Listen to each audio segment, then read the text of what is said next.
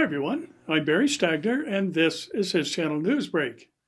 Israel entered uncharted territory this week, beginning an unprecedented 3-week period in which any member of Knesset can obtain the support of the majority of the Knesset to form a government.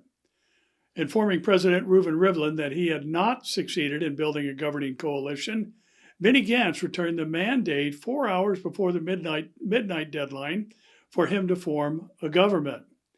Prime Minister Benjamin Netanyahu sent an olive branch to Gantz, inviting him to begin immediate negotiations on a national unity government, but sources close to Gantz said he would not accept the invitation just days ahead of the Attorney General's decision on whether or not to indict Netanyahu, which we know at this point in time has now happened.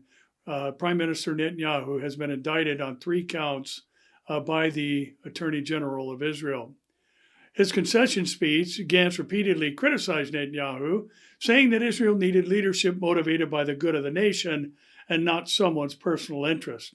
He accused Netanyahu of leading Israel down a dangerous path that will have a high historic price, and you, Netanyahu, will be responsible for it.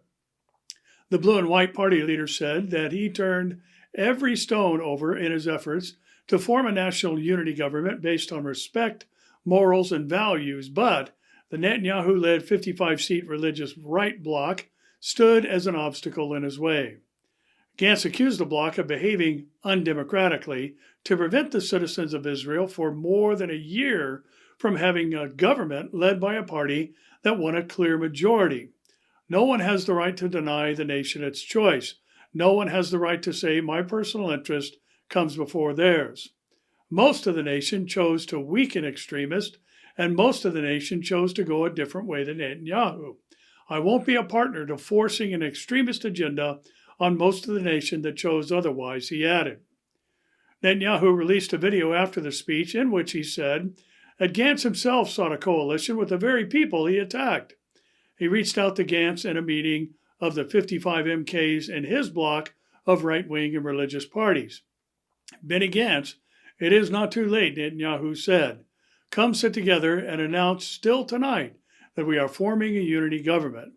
This is what Israel needs. It is forbidden to drag Israel into another election." A senior North Korean official said on Wednesday that the United States must drop its hostile policy toward Pyongyang in order to restart stalled denuclearization talks, South Korea's Yonhap news agency reported.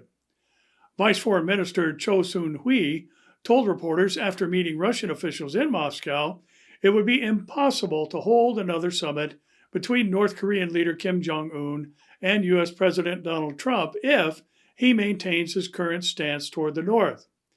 To negotiate with the United States going forward, we would be able to discuss nuclear issues again when it withdraws all of its hostile policies against us, Ko said, according to Yonhap.